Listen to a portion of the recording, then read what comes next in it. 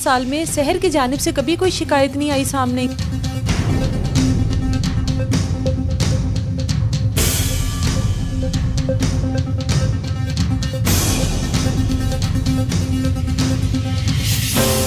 ससुराल वालों की जानिब से फ़ोन आता है कि आपकी बेटी ने खुद को फांसी पर लटका लिया है, अपनी बेटी को आकर ले जाएं। इस टाइम मैं सहर बानो के घर में मौजूद हूँ, जिसने ईद के दिन अपने वालिदैन से ईद मिलने के लिए आना था। बूढ़े माँ बाप इंतज़ार कर रहे थे कि आज हमारी बेटी ने आना और उसकी दावत का इंतज़ाम किया जा रहा था। बेटी तो ना आई, उसके ससुराल वालों की जानिब से फ़ोन आता है कि आपकी बेटी ने खुद को फांसी पर लटका लिया है, अपनी बेटी को आकर ले जाएँ। अब ये क्या मामला है? ससुराल वालों के साथ ताल्लुकात किस तरह के थे? मियाँ बीवी के आपस में ताल्लुकात किस तरह से थे? उनकी वालदा हमारे साथ मौजूद हैं। वालिद की हालत आप लोगों के सामने, जिनकी इकलौती बेटी इस दुनिया से चली गई हो, उनकी हालत इसी तरह से ही होती है जिस तरह से है। अब भाई हमारे साथ मौजूद हैं, उनसे बात करते हैं। कितनी देर हो गई थी सहर की शादी को? तकरीबन 1.5 साल हो गया था। 1.5 साल। ये शादी अपनों में की हुई है आपने? नहीं, मेरे पास काम करवाने के लिए आता था। इतना मीठा बंदा मैंने दुनिया में नहीं देखा। इतना मीठा लड़का जिससे शादी हुई है, उसका बाप सर है जो। अच्छा। इतना मीठा बंदा मैंने दुनिया में नहीं देखा। ऐसे ही कहता था कि इससे जैसा कोई अच्छा है ही नहीं है।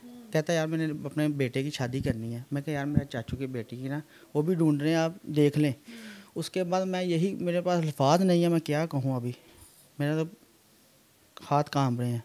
इतना मीठा, मैंने पूरे मोहल्लेदारों से उनसे मेरी रिक्वेस्ट है कि इस बंदे पे यकीन ना करें। इतना मीठा बंदा मैंने दुनिया में नहीं देखा आज तक। इतना बगैरती की है इसने हमारे साथ। ताने करता था, बातें सुनाता था, यार हमें ये गाड़ी लेनी है, वो पैसे नहीं हैं, तो थोड़े चलो, बातों बातों में इशारे देता था कि यार ये जाके कहे।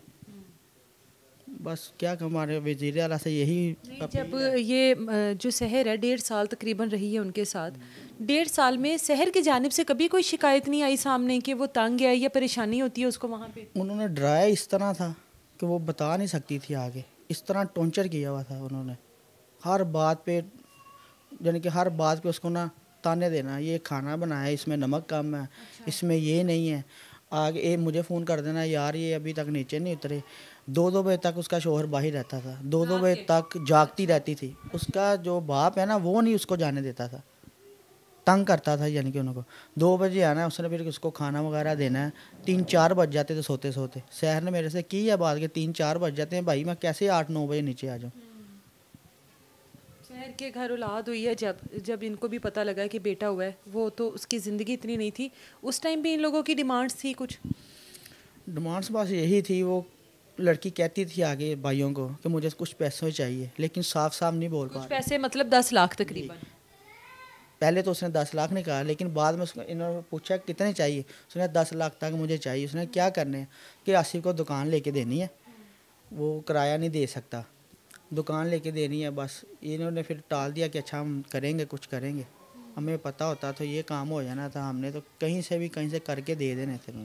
शहर ईद मिलने के लिए आ रही थी उस दिन आपसे? जी, ईद मिलने आ रही थी मेरी बेटी। ईद मिलने नहीं आई, मेरी बेटी का तो जनाजा आया उस दिन। मेरी बेटी नहीं आई उस दिन, मैं तो ईद भी नहीं मिल सका मेरी बेटी से। मरी हुई को अस्पताल देख के तो बस मैं तो उससे नहीं, आप ही मर गया हूँ। अभी आंसू नहीं है रोने के लिए, आंसू खत्म हो गए हैं। शहर के भाई भी हमारे साथ मौजूद हैं, इनसे भी बात करते हैं। इतला किस तरह से मिली है, क्योंकि आप लोग तो दावत का इंतज़ाम कर रहे थे यहाँ पर? मुझे कॉल की थी। अच्छा। मुझे कॉल की थी, शहर ने ना अपने आप को फंदा ले लिया। उसके शोहर ने आपको कॉल किया? उसके वाले साहब ने मेरे साथ अटैच थे। मैंने उसको दोबारा फ़ोन किया, मैं कहा यार बच तो गई है ना? उसने कहा हाँ हालत बहुत सीरियस है, फटाफट आप पहुँच जाएँ उधर। जी, मैं थोड़ा दूर था, मैं आया हूँ तो ये भाई दोनों उधर थे। इसकी शर्ट वगैरह फाड़ दी थी इन्होंने। अस्पताल में क्या हुआ था वहाँ पे?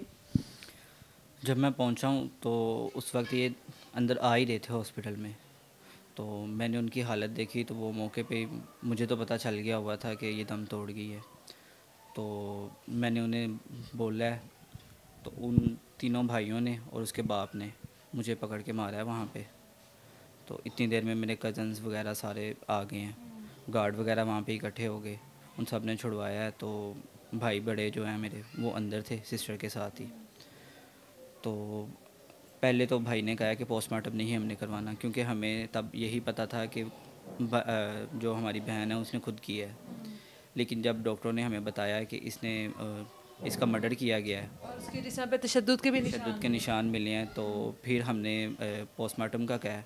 जैसे ही हमने पोस्टमार्टम का कहा है, उनका जो अहले खाना थे, उनके ससुर और उनकी सास वगैरह भाई, वो वहाँ से उसी वक्त फ़रार हो गए। मौके पे उसके ससुर और उनके खावंद वो हमें मिले हैं, तो पुलिस वालों के हवाले हमने उन्हें कर दिया है।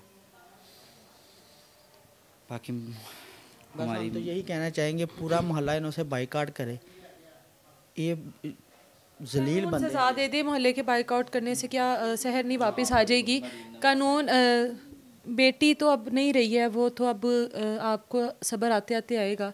कोई बेटी ने कभी दुख नहीं शेयर किया अपनी माँ से कि मैं तकलीफ़ में हूँ या मुझे परेशान करते हैं सास ससुर की जानिब से? माँओं से तो कर लेती हैं बेटियाँ। नहीं, कहीं कोई नहीं की। कभी कमज़ोर होती जा रही थी, कहते थे कमज़ोर क्यों हो रही, इतनी काली क्यों हो रही, क्यों हो गया, क्या हो गया, बताती ही नहीं थी। आपने कभी वहाँ पर जाकर देखने की कोशिश नहीं की? कितनी कितनी देर बाद मुलाकात होती थी बेटी से? जल्दी भी जाती रही हूँ, देखती रही हूँ, बस वो कहती थी बस कुछ। अगर ये उन्होंने कमरे में चले गई है ना, उसी टाइम पीछे सांस चले गई है या आवाज़ दे के नीचे बुला लेना। कोई बातचीत ना कर ले कोई बेटी 15 पे कॉल मैंने की है। असल मामला तो ये है कि जब उसका बेटा हुआ ना, बेटे की डेथ होगी, वो जब ये लोग उनके घर जाते थे ना, तो ऐसे होते थे कि जैसे बहुत खुश है। लड़की पे प्रेशर डाला हुआ था, मैं मामू हूँ उसका। 15 पे कॉल की, जैसे ही पुलिस आई तो वो कहते थे इसकी डेथ होगी। मैं अंदर गया, मैंने देखा हर चीज़। पोस्टमार्टम के दौरान मैंने करवाई उधर जनरल हॉस्पिटल। जब कहा पोस्टमार्टम करवाने लगे, फिर लड़ाई झगड़ा हो गया आपस में। वो लोग इनको मारने लगे, बहुत दंगा फसाद हो गया, लोग इकट्ठे हो गए सारे अवाम। पुलिस की गाड़ी ही अंदर बिठा दिया। मामला तो ये है कि उसने इधर आना था ईद के दूसरे दौरान, तो उन्होंने कहा उसने बच्चे ने अब इन्होंने मारा है उसको आने से पहले। बात कुछ ऐसी होगी कि उसने बच्ची ने कहा कि मैंने अब जाके घर बता देना, जो बात है मैंने जो दिल में रखी, जो होगा मैंने अब बता देना है। दूसरी पैसों की डिमांड की थी उन्होंने, 10 लाख की, 6-7 माह से चल रही थी। वो डायरेक्ट माँ को नहीं बोला, अम्मी अब्बू बीमार हैं, मैं कैसे कहूँ 10 लाख रुपया कम तो नहीं ना होता। तो ये वो अजियत देते रहे। आपसे अगर वो डिमांड कर लेती कि पैसों की इस तरह से डिमांड कर रहे हैं, तो आप क्या पूरी कर देते? वो मैंने तो अपना बेच के पूरा कर देना था। वो उसने बताया मैंने नहीं, बेच के कर देना था पूरा, अपना मकान बेच देना था मैंने। माँ बाप तो कहते मुझे हैं, बताती ही नहीं, मुझे बताया ही नहीं उन्होंने। मेरी बेटी बता देती तो मैं अपना आप बेच देता। तो जहाँ पर अपनी बेटी को ब्याह दिया जाता है, अपने इतना मजबूत और इतना करीबी रिश्ता आप किसी और को दे देते हैं, उसके बाद पैसों की तो कोई औकात नहीं रह जाती है।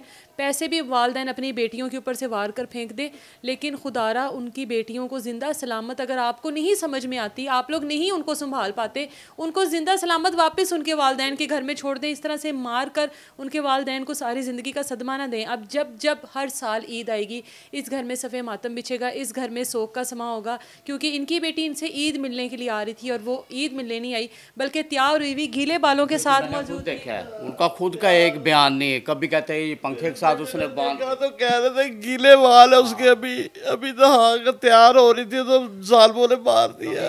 पंखे के साथ लटकाया, खुद उसने बांध लिया है, तफ्शीशी गया। कभी कहते हैं एक बंदा कहता है कि गुसल खाने के अंदर थी, मैंने दरवाज़ा तोड़ा है। उम्मीद करते हैं इस मामले की शफाफ तहकीकात होंगी और पुलिस जो है इस मामले को सीरियसली तौर पर देखेगी और इस फैमिली को इंसाफ मिलेगा। इजाज़त दें मुझे, अल्लाह हाफ़िज़।